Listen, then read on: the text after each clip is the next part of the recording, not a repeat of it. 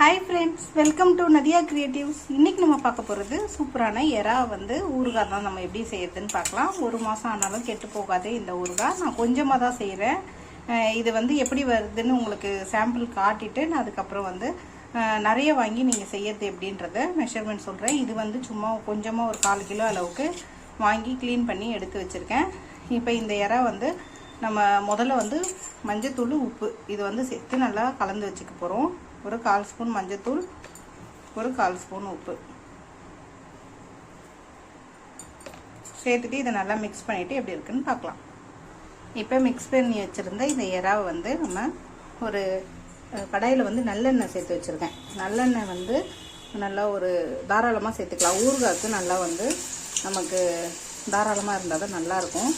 அதுக்காக இருக்க எறாலாம் நம்ம சேர்த்துட்டு நல்லா வறுத்து எடுத்துக்க போகிறோம் ஃபஸ்ட்டு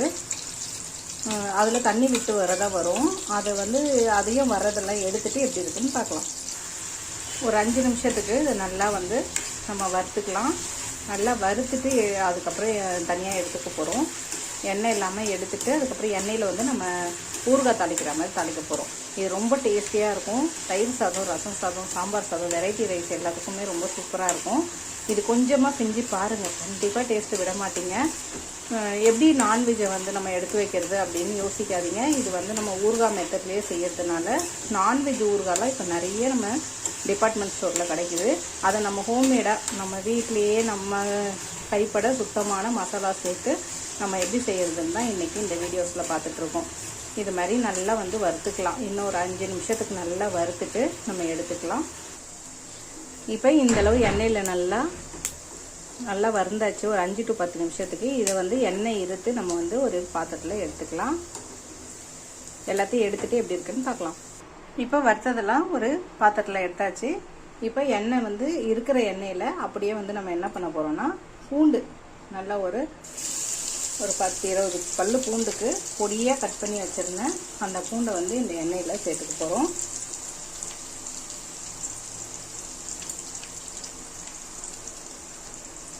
எவ்வளோக்கு எவ்வளோ பொடியாக கட் பண்ண முடியுமோ அவ்வளோக்கு எவ்வளோ பொடியாக கட் பண்ணிவிடுங்க சேர்த்துட்டு ஒரு ஸ்பூன் அளவு நம்ம கடுகு சேர்த்துக்கலாம் சேர்த்துட்டு இது எல்லாத்தையுமே நல்லா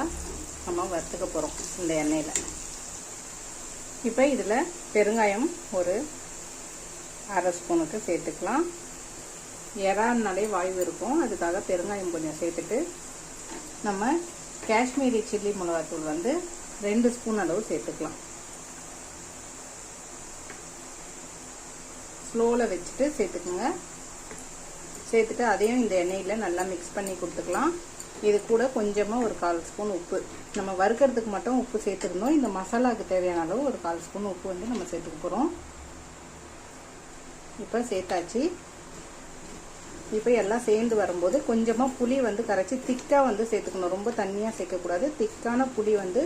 ஒரு 4 டேபிள் ஸ்பூன் அளவு சேர்த்துக்கலாம்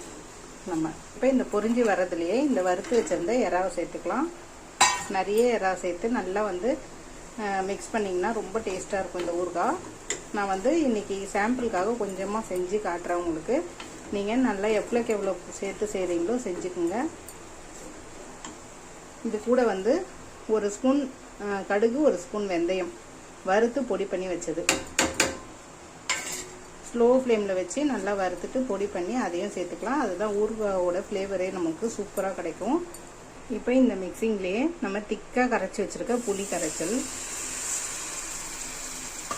நீங்கள் புளிப்புக்கு ஏற்ற மாதிரி சேர்த்துக்குங்க நான் ஒரு 4 டேபிள் ஸ்பூன் அளவு சேர்த்துருக்கேன் சேர்த்துட்டு இதையும் ஒரு 5 நிமிஷம் நல்லா கலந்து கொடுத்துக்கலாம் நல்லா எண்ணெய் பிரிஞ்சு வரணும் எண்ணெய் பிரிஞ்சு வந்தோடனே ஆஃப் பண்ணிக்கலாம் இப்போ நம்மளோட ஒரு 5 to 10 நிமிஷம் நல்லா வந்து நம்ம புளி தண்ணி ஊற்றி கொதிக்க வச்சாச்சு இப்போ வந்து மேலே எண்ணெய் பிரிஞ்சு வருது பாருங்கள் இந்த மாதிரி மேலே எண்ணெய் வர சமயத்தில் நம்ம கேஸ் ஆஃப் பண்ணிவிட்டு நம்ம ஆற வச்சுட்டு நல்லா ஒரு பாட்டிலில் வந்து போட்டு வச்சுக்கிட்டிங்கன்னா போட்டு ஃப்ரிட்ஜில் வச்சிங்கன்னா நல்லா டேஸ்டியாக சூப்பராக இது ஊற தான் நல்லாயிருக்கும் இப்போ டேஸ்ட்டு பண்ணுறத விட நல்லா நாளைக்கு வந்து டேஸ்ட் பண்ணிங்கன்னா ஒரு நாள் விட்டு மறுநாள் டேஸ்ட் பண்ணிங்கன்னா ரொம்ப டேஸ்ட்டாக இருக்கும் ஊறும்போது இன்னும் பழசாக நல்லா இருக்கும் ஆனால் ஒரு 6 மாதம் வரையும் வச்சுக்கலாம்னு சொல்கிறாங்க ஆனால் நான் அவ்வளோ நாள் எங்கள் வீட்டில் இருந்ததில்லை ஒரு வாரத்துக்கு மேலே இது இருக்காது வெறும் ஒயிட் ரைஸில் கூட போட்டு பிசைஞ்சு சாப்பிட்ருவாங்க அவ்வளோ டேஸ்ட்டாக இருக்கும் இட்லி தோசைக்கெலாம் சப்பாத்தி பூரிக்கெலாம் சாப்பிட்டா கூட ரொம்ப டேஸ்ட்டாக இருக்கும். இது ஊறுகானே சொல்ல முடியாது, தொக்கு கிரேவி பதத்தில் இருக்கும். ஆனால் வந்து ஊறுகாய் இது ரொம்ப டேஸ்டான இந்த இது இறால் ஊறுகாவை வந்து செஞ்சு பார்த்துட்டு கண்டிப்பாக கமெண்டில் எப்படி இருக்குன்னு சொல்லுங்கள். உங்களுக்கு தேவைப்பட்டால் மீன் ஊறுகாய், அப்புறம் வந்து சிக்கன் ஊறுகாய், சென்னாங்குண்ணியில் வந்து கருவாடு இருக்குல்ல, அதில் ஊறுகாயெல்லாம் கூட பண்ணலாம். நான் உங்களுக்கு தேவைப்பட்டால் கமெண்டில் கேளுங்க, மெசேஜ் போடுங்க. நான் கண்டிப்பாக வந்து அடுத்தடுத்த வீடியோஸில் உங்களுக்கு ஊறுகாய் ரெசிபிஸ் கண்டிப்பாக செஞ்சு காட்டுறேன். இதேமாரி செஞ்சு பார்த்துட்டு கண்டிப்பாக கமெண்டில் எப்படி இருக்குன்னு சொல்லுங்கள். உங்களுக்கு பிடிச்சிருந்தா லைக் பண்ணுங்கள், ஷேர் பண்ணுங்கள், கமெண்ட் பண்ணுங்கள், சப்ஸ்கிரைப் பண்ணுங்கள். பக்கத்தில் பெல் ஐக்கான் பட்டனை ப்ரெஸ் பண்ண மறந்துடாதீங்க. தேங்க்யூ.